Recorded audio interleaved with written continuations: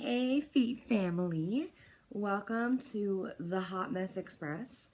I am your host and queen, Joelle. It's been quite a crazy month for me, so bear with my slightly off voice and my hot messness. I hope you guys are all having an amazing time at our phenomenal panty party. I can't get enough of some of these hacks, girls, and I haven't had any experience with some of the designers, so this is a really fun time for me too, to see how other designers draft and how they put them together and just ease of use overall. It's really, really cool to have a pretty little drawer of things made by us, right? So without further ado, I'm going to talk to you a little bit about my panty hack. So I started, I've had this picture in my phone for I don't even know how long, but it looks like so. So this is the crotch. I had some people like, what in the world? How am I supposed to wear those? This is the crotch, and this is a leg, and then some strappy fanciness over there on the side. And it came from just a Facebook ad. It's a swimsuit pattern. So ultimately, I think I do want it as a swimsuit for myself, and I'll explain how I will do that come attempt 3, or I guess, yeah, round 3. So we won't be doing that today, but I will tell you it's super easy. I mean, really, we just have to line it with some V-swim lining, and it will be good to go. I wanted to talk a little bit, though, about my process of the hack. I have never hacked something before that didn't have instructions, so this is a great learning experience for myself and for you to not make the same mistakes I did. I started first by taking just our regular Scrundies pattern. I used my measured size, and I used the brief version, not the boy short. So first I did, oh, it's actually showing up here so you can see it for real. First thing I did was to make it so that it was one piece instead of a cut on the fold. Why did I do that? I wanted to better see where I was going to be making the hack, so that was the easiest fix. So first, my measured size, just took all the pieces and made them full pieces rather than cut on the fold pieces. I will tell you that one of the big things that I could have done better on my first time was not either taking a little bit less seam allowance or making one bigger size. They're snug, my first pair were, and like I said, I'm perfectly in the range of that size.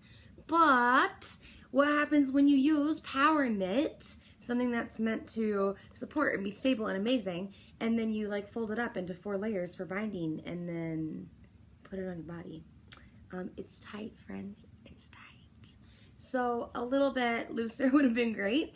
I am making a few adjustments on part 2, which you're going to be seeing here, so you'll see the difference.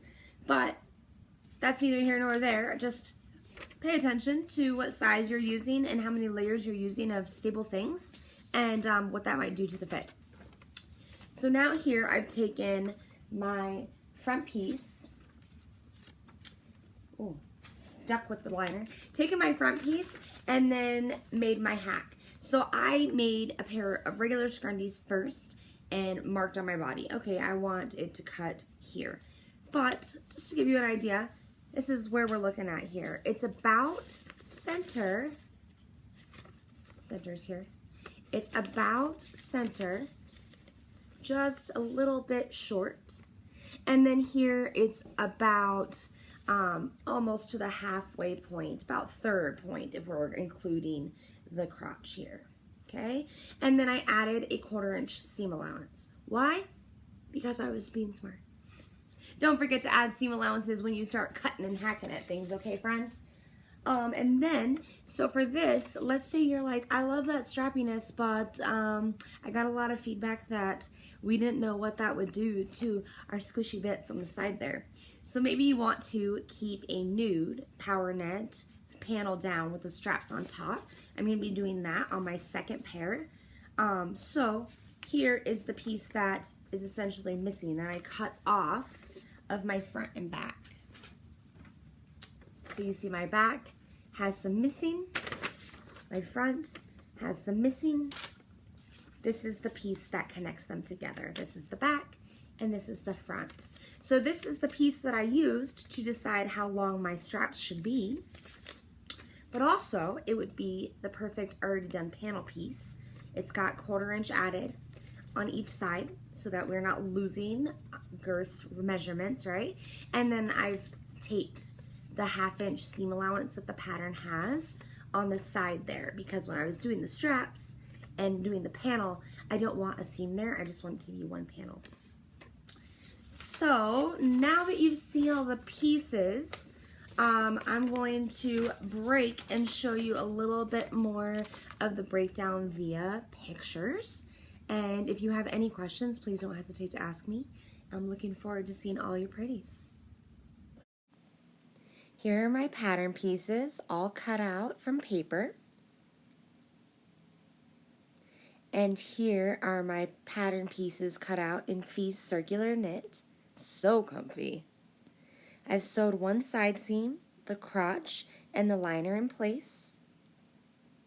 And here I cut out strips using that panel piece as a measuring guide from Power Net to make my binding.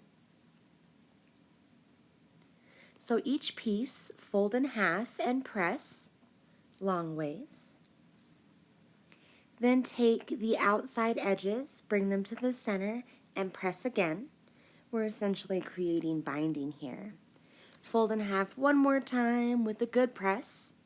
Now we have some great sturdy straps. And then I sewed them down with a zigzag stitch to make each one already done. So each strap is finished here. Now I've attached them and done leg binding as well. And I actually liked here how they looked. I figured that they were pretty perfect at this point. I added the waistband here, and it looks pretty great laid out, and even decent on from most angles. I really love the way that the straps turned out, though you can see they're kind of snug.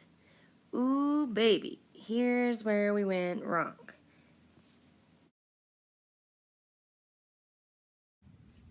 So hopefully now you better understand the process that I went through to create my first muslin, my first pair.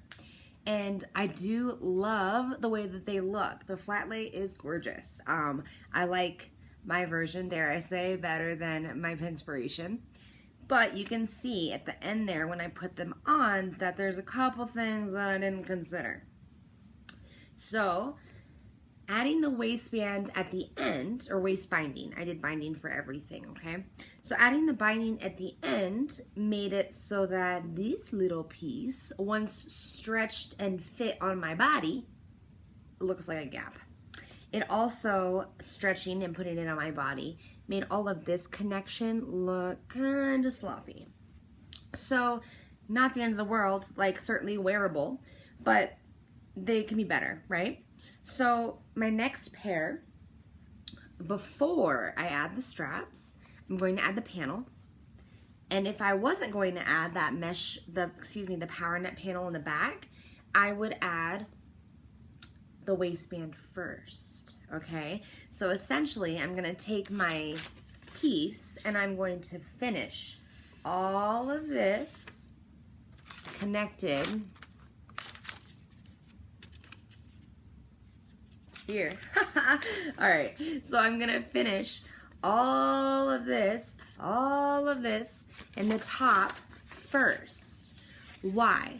So that I don't have to have the ugly stretchiness, okay? So even if I ditch the panel and keep it as is, this whole line is gonna look so much more professional, both here, so you can see when I start to stretch it that it is not the bliss, right?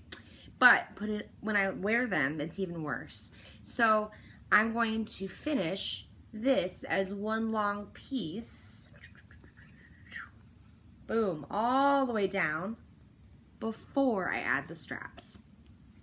So that's my main change. I actually really like the fit otherwise. I like the position that I chose for the cut, but that's just the main issue. And then this last, more minor issue is that they're snug. So if they were gonna be a swimsuit, perfect. I don't need anything falling out in the water, guys. Let's just be honest, okay? But since they're not going, well, I mean, circular knit can be used for swim. So these could be salvageable if I just line them in fee swim. But that's another story. Since they're not going to be swim, I am going to want to make sure that they're not so tight. So rather than choosing this waistband measurement at about 85% of the actual pattern piece, I'm gonna do it at 90%. Because Power Knit has tons of stretch. It will still stretch with it, but it's so much more stable than other fabrics you might use for a waistband. So that will make it so that it's not so snug. Also, for the leg bands, I bound them just like I did these straps. So it's 4 layers. Next ones, rather than do that, I'm going to sew it on, attach it the same way I did from the front, from the right sides together, and then tuck it over to the other side, sew nice and close, like stitch in the ditch, and then trim it. So it will just be, instead of 4 layers there, where am I at here? It'll just be the 1 layer that's attached, going over, and then 1 on the back. So I'll be taking a little bit less bulk there, and also allow for a little bit more stretch. I hope all of this makes sense, and I hope you guys are ready for the pictures of round 2, where I tackle my pretty minor mistakes. Actually, super happy with the first big hack without instruction. It was really my first time. So I'm really happy with how they turned out overall, and like I said, I learned a lot, and hopefully you guys will learn from my mistakes. Happy makes!